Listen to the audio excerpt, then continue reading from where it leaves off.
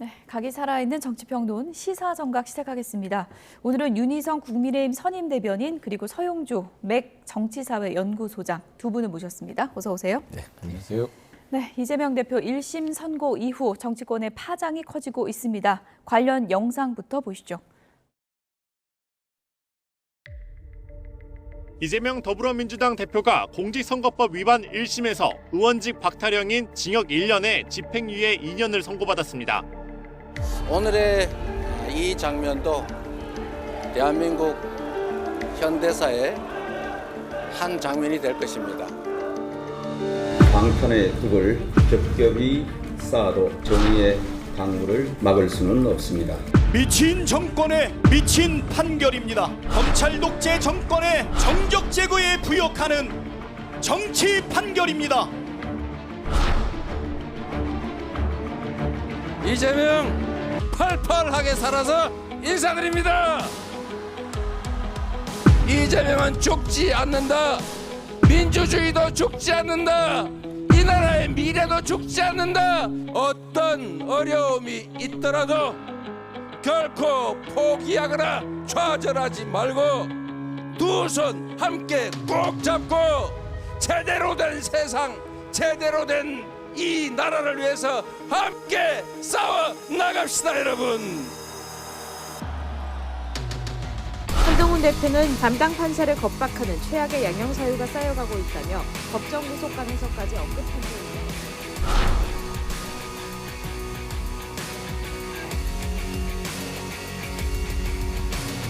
이재명은 결코 죽지 않습니다.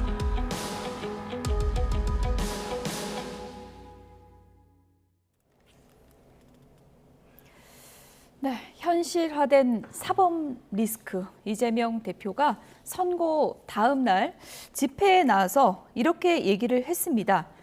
이재명은 죽지 않습니다. 이렇게 얘기를 했습니다. 지지자들에게 어떤 메시지를 주고 싶었던 걸까요? 일단 1심 판결에 실망하거나 낙담하는 지지자들을 향해서 끝난 거 아니다. 본인 정책 계속 할 거고 이재명을 중심으로 한 민주당 1극 체제는 전혀 변함이 없다. 이 점을 강조하고자 한 발언이라고 생각을 해야 되겠죠. 생각보다 형량이 높았기 때문에 모든 분들이 다 놀라셨을 것이고 거기에 따른 파장에 대해서도 많이 생각을 하실 텐데 빨리 이 상황을 수습하지 않으면 이재명 대표의 당내 리더십에 큰 타격이 있을 거라는 그런 예상에 따른 발언이라고 저는 봤습니다. 네, 지금 뭐 보도 보니까 장애 집회에 1차 집회 때랑 비슷한 인원이 이제 모였다고 하는데 이재명 대표가 내가 그래도 등장해야 이 단일 대우를 유지할 수 있을 것이다. 이렇게 판단한 걸로 봐야 될까요? 그렇죠. 예. 그러니까 1심 선고 자체가 예상 밖에 높은 형량의 피선거권 박탈에 대한 징역형이 나왔기 때문에 좀 혼란스러울 수 있다라고 판단한 것 같고요. 1심 선고는요, 따져보면 확정 판결이 아닙니다. 현재까지는 확정 판결이 나기 전까지는 무죄 추정이 있기 때문에 무죄의 신분에서 야당 대표의 직을 수행하는 것이고 그러나 이제 당원들이나 당내에서는 다소 혼란스러울 수 있고요. 여러 가지 갈등들이라든지 다른 생각을 할 수 있기 때문에 그런 의미에서 당 대표가 직접 나서서 당내 이런 혼란스러운 상황을 추스리자. 그러니까 죽지 않았다 그런 얘기는요. 걱정하지 말아라. 이재명 대표는 야권의 강력한 대선주자로서 흔들림 없이 가겠다라는 어떤 정치적인 어떤 발언 같은데요. 일단 생각해 보면 이재명 대표도 여러 가지 생각이 있으시겠죠. 예를 들면은 이 윤석열 정부 들어서 검찰의 집요한 무차별적인 정치 수사와 기소에 이은 재판부의 2심 선고 자체가 정치인으로서는 굉장히 치명적인 피선거권 박탈입니다. 징역형이라면은 5년도 아니라 10년 이게 확정된다면요. 그렇기 때문에 당내에서 여러 가지 지지층이 동의할 수 있는 요건은 됩니다. 그런데 이런 부분들을 조금 더 다잡기 위해서는 조금 더 강력한 메시지 그리고 건재하다는 메시지를 보여주는 거 필요하지 않았을까? 좀 그렇게 보입니다. 예. 나는 죽지 않는다. 이렇게 강조한 이재명 대표가 지지자들을 향해서 포기하면 안 된다. 이 메시지를 강조했습니다. 들어보시죠. 부정부패를 없애고 불의한 자들에게 책임을 묻고 공정한 세상이다. 우리의 자식들도 희망이 있다라고 믿어지는 세상을 만들기 위해서 죽을 힘을 다해서 달려왔습니다. 그래서 여러분, 포기하지도 말고 힘을 빼지도 말고 손가락 하나라도 놀리고 전화라도 한 통하고 댓글이라도 쓰고, 그리고 이 자리에 함께 할 수 있으면 손 꼭 잡고 함께 참여해서 우리가 펄펄하게 살아있음을 보여줘야 하지 않겠습니까? 우리가 이 세상의 주인이라는 것을 그들에게 똑똑히 보여줍시다. 네, 들으신 그대로입니다. 포기하면 안 된다. 힘을 빼지도 말고 손가락 하나라도 놀리고 댓글이라도 하나 써야 한다. 이렇게 얘기를 했거든요. 지지자들로 하여금 뭔가 적극적인 움직임을 요구한다. 이런 메시지일까요? 이재명 대표 입장에서는 지지자들 향해서 그렇게 강력한 메시지를 줘야 예. 본인에 대한 지지세가 움츠러들지 않고 또 본인들이 생각하는 뭐 앞으로의 여러 선거에 있어서 응집력을 동원할 수 있다고 믿을 수밖에 없겠죠. 예. 그런데 이러한 얘기들 이 발언에도 뜻이 이제 담겨져 있지만 뭐 민심, 뭐 역사의 법정 이런 주장들은 지금 이재명 대표와 마찬가지로 결국은 사법 체제를 부정하는 그런 주장의 핵심 논리입니다. 지금 우리는 이재명 대표의 어떤 선거 결과에 대해서 얘기하는 게 아니라 재판 결과에 대해서 얘기를 하고 있는 거예요. 재판은 재판부에서 판사가 하는 겁니다. 그 재판정에서 변호인이 변호를 하는 거고 검찰이 공소 유지를 해서 그 둘 사이에 공방을 보고 재판장이 판정을 하는 겁니다. 그런데 여기에 대해서 갑자기 지지자들에게 손가락 놀려서 댓글 쓰라고 그러고, 이런 얘기는 기존 우리의 이 체제 자체를 부정하는 것이다. 수권 정당을 자임하는 민주당이 이런 식의 논리에 휘말려서는 안 된다. 저는 그 점을 강력하게 예. 지적하고 싶습니다. 그냥 우리의 지지하는 마음을 모으는 걸로는 부족하다. 뭔가 더 보여줘야 된다라고 촉구하는 것 같은데 구체적으로 앞으로 어떻게 움직여야 된다는 걸 얘기하는 걸까요? 일단 뭐 이번 재판부의 판단 자체를 아예 부정할 수는 없으나 당내에서 여러 가지 입장들이 나오는 걸 보면 좀 재판이 좀 결과가 과했다. 뭐 재판부의 이 판사의 어떤 여러 가지 선입견이나 주관이 너무 많이 들어간 게 아니냐. 라는 어떤 지적들도 있는데요. 그거는 이제 항소심에서 법률적으로 따져야 될 문제 같고, 예. 정치적으로는 이재명 대표는 흔들림 없이 간다는 걸 보여줄 수밖에 없습니다. 그게 이제 내적으로 보여줄 수 있는 요인은 외적으로 그동안 당대표로서 했던 부분들을 흔들림 없이 가는 것이죠. 예.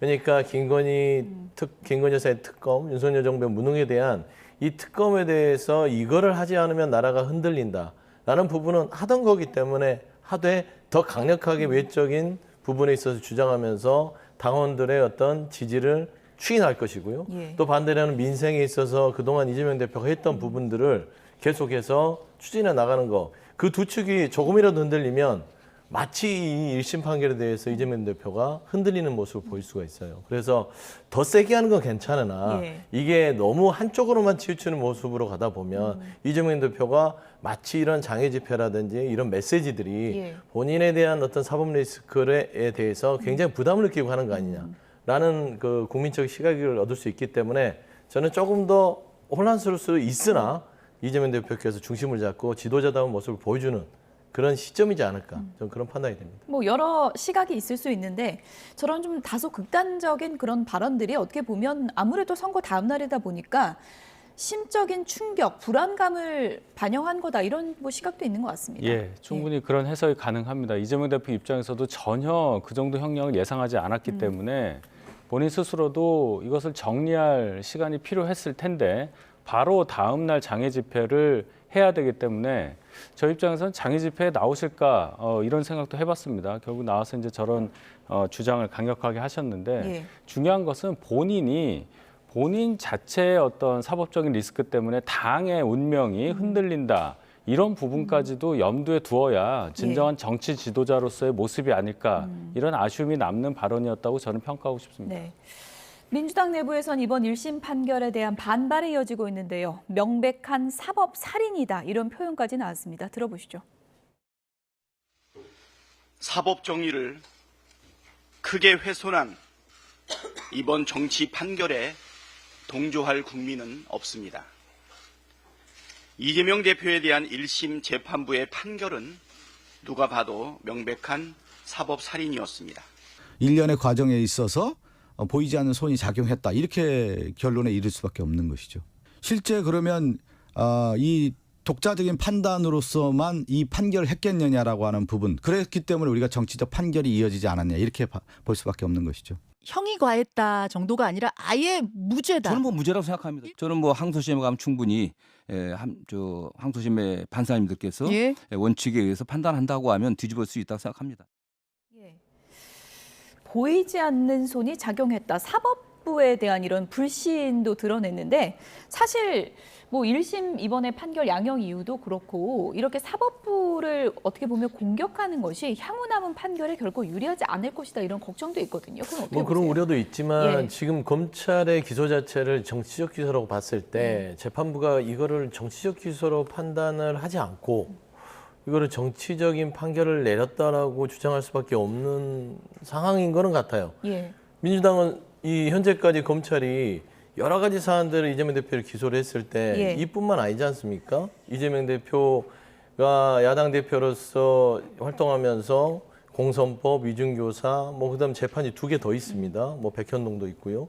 이제 여러 가지 검찰의 기소로 인해서 지금 4건의 이제 이 재판 선고를 앞두고 있는데 첫 번째가 됐어요. 그러면 나머지 것도 이 재판부가 정말 이거를 정치적 기소와 아닌 걸 구분할 수 있겠느냐는 의심은 품을 수밖에 없고 예. 현 정부에서 검찰 권력에 대한 어떤 여러 가지에 보이지 않는 손이 작용했다는 의심을 갖고 있었는데 재판부도 납득할 수 없는 이런 야당 대표에 대한 선고를 하다 보니 예. 지금 당내에서는 그런 분위기가 팽배해 있고요. 뭐 정성호 의원께서도 그러지 않았겠습니까? 본인이 봐서는 변호사 출신인데 무죄라고 생각한다. 이건 여러 가지 다퉜을 때 무죄인데 1심 재판부가 뭔가 주관적이고 뭔가 법리적이 아닌 어떤 여러 가지의 외적 요인에 영향을 받았을 거라고 생각한다라고 주장하는 것은 예. 아무래도 이 항소심에서 무죄를 다퉈야 되는 입장에서는 그 부분을 다음에 항소심 재판부는 빼라. 그러니 행여나 그런 부분이 있다면은 그거를 빼고 판단한다면 이재명 대표는 항소심에서 무죄를 받을 수 있다라고 이야기하는 것으로 볼 수 있는데 민주당의 입장은 당연히 그럴 수밖에 없어요. 야당 대표, 그다음에 유력한 이 진보 진영 내 대권 주자인데 예. 피선거권이 박탈이 되면 혼란스러울 수밖에 없지 않습니까? 판사 탄핵까지도 갈 수 있다고 보세요? 판사 탄핵은 좋은 방향은 아닌 것 같아요. 그게 이제 감정적으로 주장은 할 수 있으나 실질적으로 판사 탄핵까지 가면 예. 그래도 공당이 어떤 사법체제의 질서를 부인하고 부정하면 민주당이 나중에 집권했을 때 그건 또 어떻게 악순환이 될 수 있지 않겠습니까? 그런 부분에서는 조금 주장은 할 수 있으나 그걸 실행에 옮기는 것까지는 아니다. 위증교사 1심 이후에도 당내에서 거론될 가능성이 없다고 보십니까? 거론은 될 가능성은 제가 개인적 판단이 있다고 봅니다. 그거를 주장할 수 있는 인물들도 있을 것이고요. 예. 강성파 중에서는. 예. 그러나 당내에서는 판사 탄핵을 위증교사의 어떤 선고에 따라서 실행한다? 그러게 돼서는 안 되고요. 그런 부분에 있어서는 실행되지 않을 것으로 보고 있습니다. 예. 어쨌든 항소심이 남아있다. 민주당에서는 이렇게 주장을 하고 있는데 1심 판결에서 유무죄가 어떻게 판단이 이루어졌는지 그래픽을 좀 보여주시면 좋을 것 같습니다. 1심에서 민주당 이재명 대표 과거 발언과 관련해서 유죄, 무죄 이렇게 판단이 내려졌습니다. 그 내용을 좀 보여주시죠. 일단 골프 사진이 조작됐다라고 얘기한 부분에 대해서 유죄다 이렇게 판결했고 성남시장 재직 때 김문기 씨 몰랐다. 이것은 무죄가 나왔습니다. 국토부 협박 때문에 백현동 부지가 용도 상향됐다. 이렇게 얘기한 건 유죄 판결이 내려져 있죠. 민주당에선 지금 1심 때와 같은 전략으로 항소심에 응하겠다. 이런 지금 전략인데 그렇다면 지금 이제 유죄인 부분을 무죄로 뒤집어야 되는데 저 골프 사진 조작이다. 이 부분과 관련해서 지금 민주당에서는 골프를 안 쳤다고 얘기한 적은 없다. 이렇게 반발을 하고 있거든요. 그건 어떻게 보세요? 그러니까 이런 주장은 솔직히 재판정에서 변호인이 효율적으로 재판부에 전달을 했어야 되는 얘기예요. 지금 이재명 대표 그 당시 발언을 보면은 골프를 쳤다고 하면서 사진을 제시했는데 조작이 됐더라고요 하는 말이 있어요. 지금 이 사진이 이제 문제가 되고 있는 그렇습니다. 거잖아요. 저 얘기는 여러 명이 찍은 사진 중에 골프 친 사람들 그 사람들만 확대해서 보여줬다는 것을 조작이라고 지칭을 하고 마치 전후 사정을 모르는 국민들이 그냥 들었을 때는 아 골프를 쳤다는 게 아니구나라고 오인할 수 있었다는 것, 그 부분을 재판부에서 유죄라고 본 거 아니겠어요? 예. 이러한 주장을 나와서 1심 판결 나온 다음에 할 이유는 전혀 없다고 보고 민주당에서 전략 안 바꾸겠다고 하는데 재판 결과가 본인들이 기대하는 수준으로 안 나왔을 경우에는 그럼 변호인을 탄핵해야 돼요. 변호인을 바꾸고 변호 전략을 바꿔야 되는 거 아니겠습니까? 그걸 안 바꾸고 그냥 가면 재판부 그대로 갈 겁니다. 2심도 제가 볼 땐. 적어도 민주당에서는 첫 반응은 법원 판결을 존중한다. 이게 먼저 나와야 되는 거예요. 그거 없이 계속 이런 식으로 정치적 발언을 하는 것은 민주당의 미래에 전혀 도움이 되지 않는다고 생각합니다. 예. 어쨌든 이재명 대표 사진이 조작됐다는 이 발언이 골프를 안 쳤다고 한 것을 얘기한 건 아니다라는 게 이제 민주당 주장인데 네. 법원이 이제 좀 주관적인 해석을 했다고 반박하고 있는 거잖아요. 그러니까 이제 그 유죄를 예단했다고 보는 부분은 저 예. 사진건이 좀 주요했다고 봐야죠. 그러니까 골프를 안 쳤다고 한 게 아니라 11명의 사진 중에 검찰이 제출한 증거 자료가 이 김문기 씨, 고 김문기 씨의 사진과 이재명 당시 시장의 사진만 확대해서 뭔가 친분이 있고 안다라고 이렇게 얘기를 그러니까 이 사진이 지금 조작됐다고 얘기했던 그렇죠. 거잖아요. 재판부가 예. 볼 수 있을 것만큼 그런 사진으로 조작했다. 그러니까 조작은 허위로 만들었다는 얘기가 아니라 예. 이런 심증을 줄 수 있도록 말하자면 편집 조작했다. 편집됐다. 이런 얘기를 지금 예. 이재명 대표 측 변호인들은 하고 있는 것인데 예. 이 부분은 판사가 판단을 조금 더 내용을 알았으면 이 조작의 의미를 알았을 텐데 이 부분을 골프를 안 쳤다로 판단해서 유죄로 판단한 것은 그래서 이제 이게 좀 유죄를 예단하고 그냥 좀 삐뚤어지게 본 거 아니야라고 민주당이 얘기하고 있는 것이고 예. 그다음에 이제 국토부에 대한 백현동 용도 변경에 대한 것들이 이재명 대표의 어떤 결정으로 된 것이지 국토부와 관련이 없는 거 아니냐라는 부분들은 이 부분도 따지고 보면 의무조항으로 가는 것이냐 아니냐 이 건에 대해서 1심 재판부는 아니다. 국토부가 어떤 얘기를 하더라도 결단은 시장이 하는 것이기 때문에 시장이 결정한 것이다. 라고 봐서 이걸 허위로 유죄로 인정했는데 이 부분도 다툼의 여지가 분명히 있어서 뭐 전략상으로 더 이상 다른 거를 제시할 만한 어떤 증거, 그다음에 법리 이런 부분들은 뭐 존재하지 않은 것 같아요. 그래서 결국에는 민주당이 전략을 수정하지 않는 이유는 재판부가 잘못됐다. 같은 재판부라도 이런 시각으로 보면 이거는 유죄라고 인정할 수 없다라는 판단을 한 것 같고요. 항소심에서 이제 뭐 다투겠지만 따지고 저는 그렇습니다. 이 부분이 법리적으로 계속해서 논평의 거리가 된다거나 우리가 분석의 거리는 될 필요 없을 것 같아요. 예. 어느 정도 지금 결정이 나서 하지만 이 부분은 이제 항소심 재판부에서 각자의 검찰이든 이재명 대표 측의 변호인들이 다툴 법리적 문제잖아요. 여기에서 이게 맞다 틀리다 해봤자 결국에는 서로 간에 저는 틀리다고 할 것이고 맞다고 할 것이고 근데 결론은 항소심 재판부가 하기 때문에 예. 이 부분은 한 이번 주까지만 법리적인 다툼은 하고 다음 스텝, 정치 스텝을 가는 것들이 이재명 대표에게 훨씬 더 좋을 것 같다 그런 말씀입니다. 예. 한동훈 대표, 이재명 대표에 대한 공세의 고삐를 바짝 쬐고 있는데요. 오늘 아침에는 판사를 겁박하는 행위는 중형을 받겠다는 자해 행위에 가깝다. 이렇게 얘기를 했습니다. 들어보시죠. 위증교사 판결이 25일에 판결 예정이잖아요. 재판부가 판단할 일입니다. 내용은. 그러니까 저는 그 문제에 대해서 깊이 관여하겠다는 취지가 전혀 아닙니다. 다만 위증교사라는 건 대표적인 사법방해 범죄인데 그 선고를 앞두고 더 극단적으로 몰려다니면서 판사 겁박이라는 사법방해를 하는 것은 중형을 받겠다는 자해행위에 가깝다라는 말씀을 드립니다. 게다가 이 대표는 같은 사법방해 범죄인 무고죄로 처벌받은 동종전과까지 있지 않습니까? 저는 우리 사법 시스템과 대한민국을 위해서 민주당이 판사 겁박 무력 시위를 중단할 것을 강력하게 요청합니다. 네, 법무부 장관 당시 이재명 대표 체포동의안을 낭독했던 한동훈 대표인데 일단 위증교사 그 재판 1심 앞두고 목소리를 높이고 있습니다. 중형에 가까운 실형이 나올 것이다. 이렇게 이제 지금 분석을 하고 있는 거잖아요. 네. 그렇습니다. 지금 최근 5년간 위증교사 범죄에 대해 형이 내려진 건이 38건인데 29건이 징역형 또는 징역형의 집행유예가 나왔었어요. 예. 한 76% 정도 되는데 그런 상황을 본다면 이번 이재명 대표의 위증교사 관련한 1심 판결도 징역형을 면키 어렵다는 예상이 일반적입니다. 예. 거기에 법정 구속 요건 이제 얘기가 나오는데 체포동의안 지난번 21대 국회 막판에 통과됐을 때 한동훈 대표가 장관인 시절에 그 요구 안에는 체포동의 요구 안에는 위증교사 혐의가 들어가 있었어요. 예. 거기에 대해서 국회 판단은 동의였습니다. 그래서 만약에 이번 위증교사 재판 1심에서 징역형이 선고될 경우에 법정 구속하는 그런 상황에서 현직 의원이라는 신분이 문제될 건 없다 이 얘기를 한 겁니다. 결론적으로는 재판부의 판단이 그렇게 위중하게 나올 가능성이 많으나 여기에 대해서 정치적으로 장애 집회라든지 하면서 사법 시스템에 대해서 위협을 가하면 안 된다는 얘기를 강조한 거고 이재명 대표가 8년 전 탄핵 국면에서 SNS에 이렇게 썼습니다.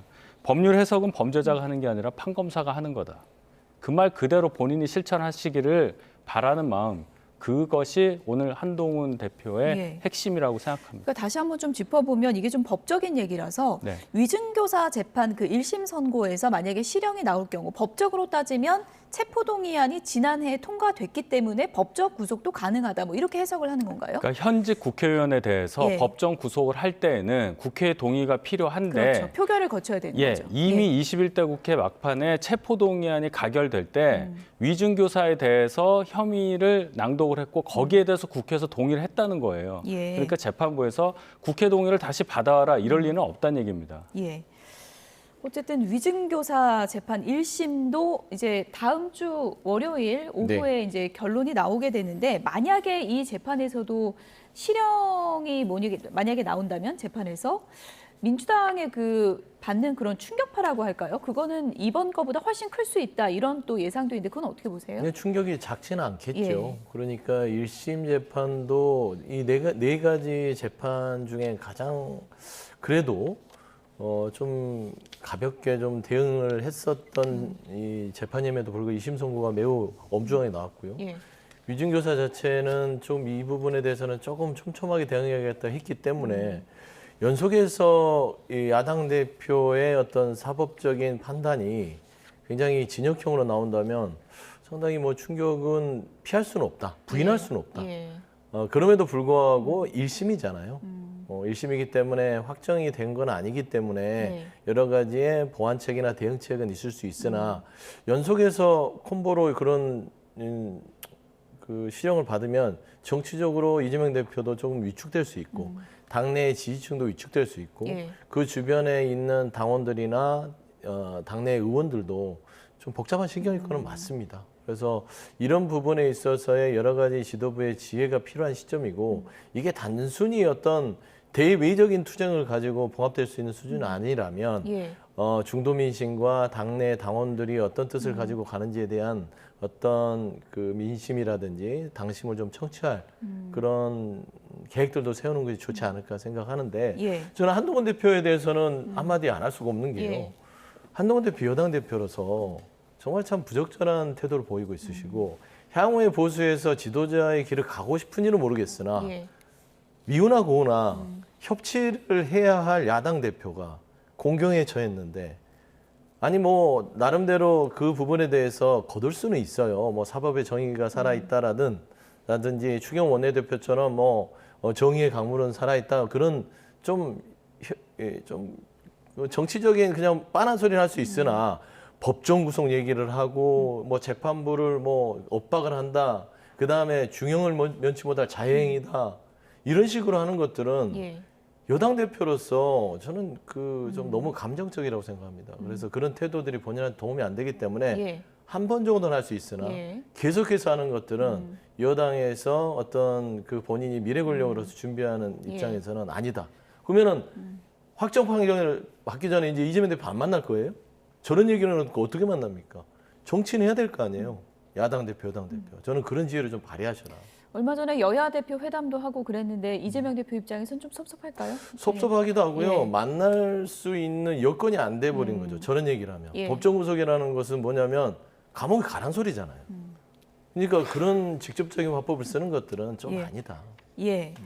어쨌든 조만간 뭐 여야 대표 회담 하자고 얘기가 한창 나오고 있는 와중에 지금 선고가 나온 건데 한동훈 대표가 뭐 1심 선고 좀 생각하고 날짜를 좀 미룬 겁니까? 어떻게 한 겁니까? 그건 아닙니까? 뭐 그런 건 아닐 텐데 어쨌든 상황이 이렇게까지 되니 이재명 대표와의 어떤 정치 행위를 저희가 함에 있어서도 많은 이제 장애물이 생긴 거죠. 이재명 대표도 사실 따지고 보면 윤 대통령에 대해서 탄핵 운운하면서 윤 대통령하고 만나자고도 하고 정치가 그런 겁니다. 현실이 냉혹한 건데 어쨌든 이재명 대표가 아직 민주당의 대표이고 최종심 나온 거 아니니까 당의 미래와 또 본인의 미래, 한국 정치의 미래를 위해서 좋은 판단을 하시기를 그런 바람뿐입니다. 좋은 제 판단이 입장은. 어떤 걸 말씀하시는 건가요? 정치적 책임에 예. 대해서 무겁게 받아들여야 된다는 거예요. 이렇게 본인 사법 리스크 때문에 극단적인 주장을 하는 것 자체는 예. 지지층으로부터도 별로 환영받지 못하리라는 생각 때문입니다. 예.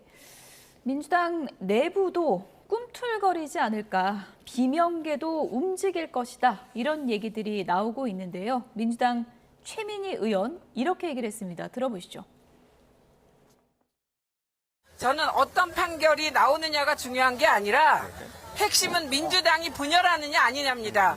다시 숨지겨 있던 민주당 내에 분열 세력들이 준동하냐 안 하냐에 따라 이 국면이 돌파될 것이냐 아니면 민주당이 돌파 못하고 사분오열 것이냐. 이미 일부 언론이 민주당에 숨죽이던 비명계가 움직이기 시작했다. 움직이면 죽습니다.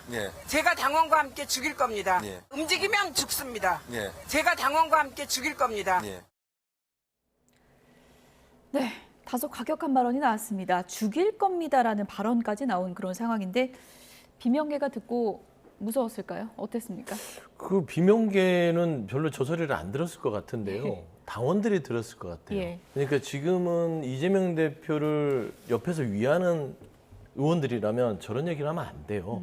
지금 이재명 대표의 사법 리스크가 지금 또 25일 있게 되고 이런 부분에 있어서 하나로 똘똘 뭉쳐서 뭔가 대응을 하려고 하면 지금 최민희 의원이 한 말이 당의 분열을 책동하는 발언인가요? 통합을 책동하는 발언인가요?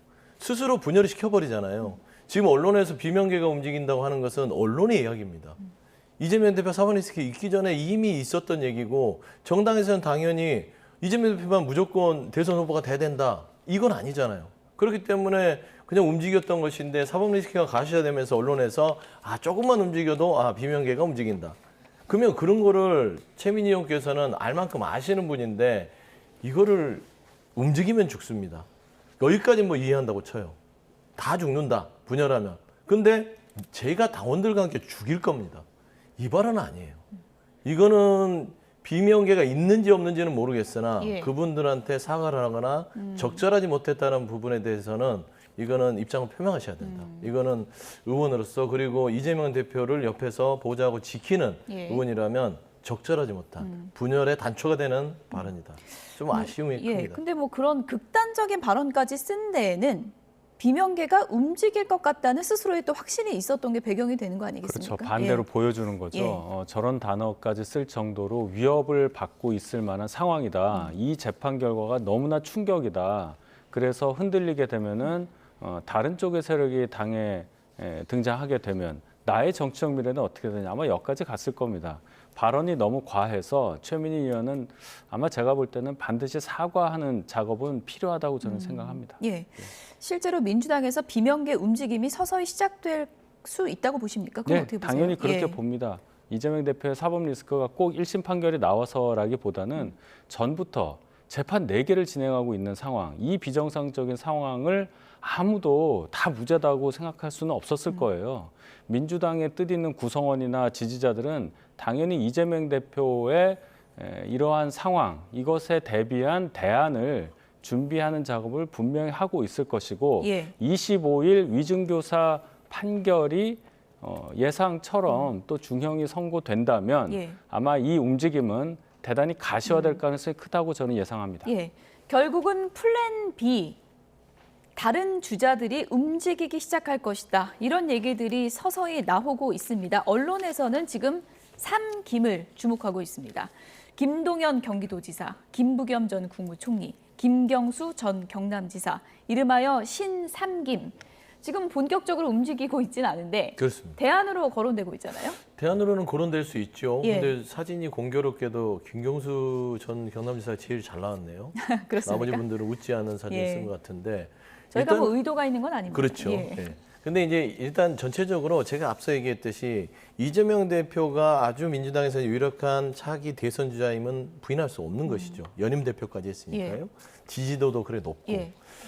그럼에도 불구하고 당에서는 혹은 대권을 꿈꾸거나 향후 본인의 정치적인 길을 포기해야 됩니까? 그건 아니잖아요. 그렇죠. 여러 가지 꿈을 꾸는 사람도 있으면 그 꿈을 실현하기 위해서 그 허용된 범위 안에서 움직이는 거예요. 근데 그 움직임이 우연치 않게 이재명 대표의 사법 리스크가 현실화되면서 마치 그걸 기다렸다는 듯이 뭔가 달려든다라고 가정하는데 그게 아니라 저 세 분은 만에 하나 정치적인 어떤 행보들을 시작했다면 안 하신 분도 있으나 따지고 보면은 차곡차곡 자기의 길을 가고 있는 겁니다. 그 와중에 사법 리스크에 대한 선고가 난 것이고 예를 들어 1심 선고에서 이재명 대표가 무죄가 나왔다. 그러면 저들의 움직임은 또 똑같이 하는데도 움직임이 줄어들었다고 할 겁니까? 그런 거예요. 그러니까 언론은 그렇게 얘기할 수 있고 옆에서 보는 사람은 그런 재미를 줄 수 있는 분석을 할 수 있으나 예. 최소한 당내에서 중진이라든지 그걸 판단할 수 있는 입장에서는 지금 이재명 대표가 위기에 처했을 때는 하나로 뭉치는 메시지는 당원들과 함께 죽일 겁니다는 안 되는 것이죠.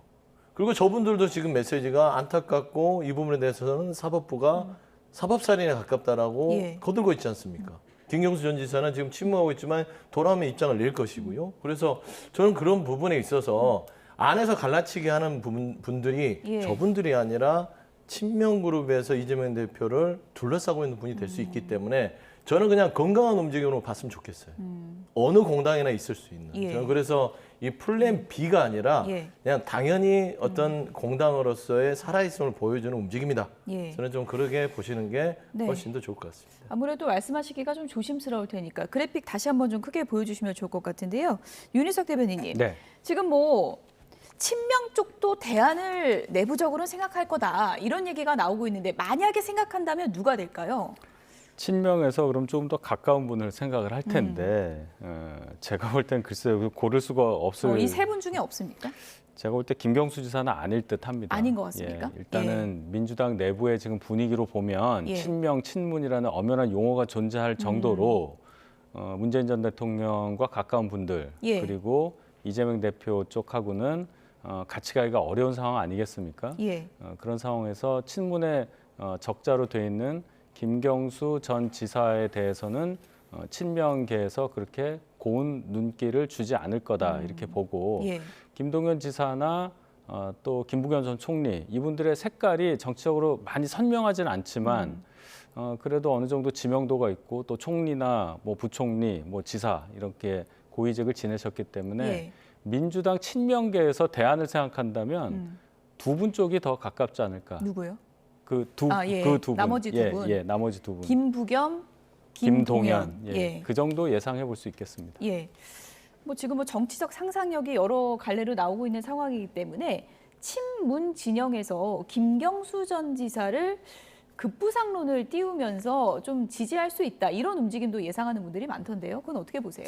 그러니까 이제 지금 구도상은 그런 얘기가 나온다고 해서 전혀 뭐 무색하지는 않습니다. 예를 들어서 이제 세 분이 있으나 보면은 김경수 전 지사 같은 경우는 본인이 의도치 않게 민주당 내 정치적 자산이 나름 그 가장 좀 우월하다고 해야 되나 탁월하다고 봐야죠. 왜냐하면 노무현 전 대통령의 마지막 비서관이었고 문재인 전 대통령과도 어떤 대선에서 여러 가지 사법 리스크를 안고도 당선시키는 어떤 공헌을 한 바 있지 않습니까? 예. 그래서 노무현 문재인 정신을 잇는 따지고 보면은 그런 민주당의 정통성을 가진 세 분 중에는 가장 그런 이점을 갖고 있는 후보이기 예. 때문에 예. 또 젊고 여러 가지 대중적인 인지도보다는 이미지가 좋기 때문에 저는 그런 급부상론을 뭐 수면 밑에서 생각하는 분은 있다고는 보나 아직은 아니다. 아직은 지금은 이재명 대표의 사법 리스크를 하나로 뭉쳐서 이겨내는데 총력을 모를 때이기 때문에 저는 김경수 전 지사는 그 부분에 대해서 아마 같이 공감하고 있을 것이다 보고 있습니다. 아직은 대안 주자가 뜰 때가 아니다. 그렇습니다. 시기상으로는 아직